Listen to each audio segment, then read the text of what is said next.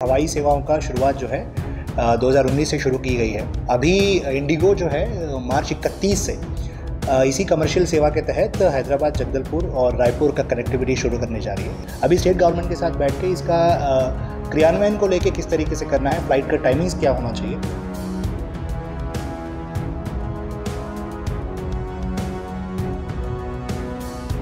बस्तर में air connectivity की लंबे समय से मांग रही है और ख़ास तौर पर रायपुर ही नहीं बल्कि दिल्ली तक। ये मांग जल्द ही पूरी हो सकती है।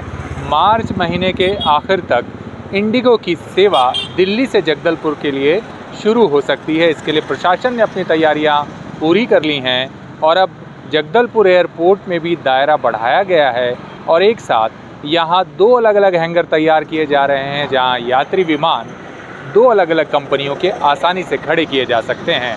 फ़िलहाल इससे पहले जो उड़ान सेवा अंतर्गत सेवाएं जारी थीं उसमें जगदलपुर से रायपुर और हैदराबाद तक की कनेक्टिविटी शामिल थी। अब भी बस्तर के लोगों की मांग है कि उड़ीसा के भुवनेश्वर, नागपुर और इसके साथ साथ भोपाल की कनेक्टिविटी भी बस्तर के लोगों को मिलनी चाहिए। हमारे माँ दंतेश्वरी एयरपोर्ट में लगातार ये मांग रही है कि जो बाहर जाने वाले हमारे जो सैलानी हैं या फिर अंदर बस्तर के अंतर्गत बस्तर के खूबसूरती को निखारने के लिए जो सैलानी आना चाहते हैं उनके लिए हवाई सेवाओं का शुरुआत जो है 2019 से शुरू की गई है। उसमें VCA स्कीम के तहत, उड़ान स्कीम के तहत हमारे जगदलपुर, हैदराबाद और रायपुर के सेवाएं शुरू है। अभी इंडिगो जो है मार्च 31 से इसी कमर्शियल सेवा के तहत हैदराबाद, जगदलपुर और रायपुर का कनेक्टिविटी शुरू करने जा रही है। इसी के साथ साथ में मांग ये भी उठ रही थी कि दिल्ली तक भी कनेक्टिविटी बस्तर से होना चाहिए। इसको ध्यान में रखते हुए अभी हाल ही में माननीय मुख्यमंत्री जी का एक दौरा हुआ था, उसमें साहब के द्वारा भी ये निर्देश था कि दिल्ली तक कनेक्टिविटी के लिए प्रयास किया जाना चाहिए। उसको ध्यान में रखते हुए हम लोग जितने भी फ़्लाइट ऑपरेटर्स हैं उनसे संपर्क करने की कोशिश किया। उसके आधार पर 2 फ्लाइट ऑपरेटर्स ने जगदलपुर से जबलपुर होते हुए दिल्ली तक जाने का प्रपोजल उन्होंने दिया है। DGC का इसका अप्रूवल भी हमको मिल गया है।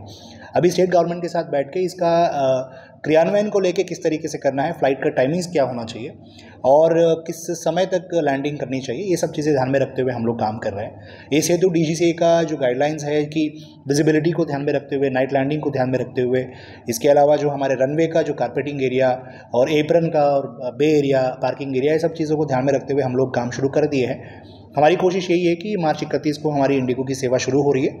अप्रैल में हम लोग कोशिश करेंगे कि दिल्ली तक की जो सेवाएं जो है वो भी हम लोग तत्काल शुरू करने की कोशिश में रहेंगे। बस्तर की सबसे बड़ी समस्या कनेक्टिविटी है। ऐसे में यात्री विमान सेवा बस्तर से शुरू होने में स्थानीय लोगों को फ़ायदा होगा। आने वाले समय में जो औद्योगिक गतिविधियां बस्तर में तेज हो रही हैं उनकी रफ्तार और बढ़ सकती है।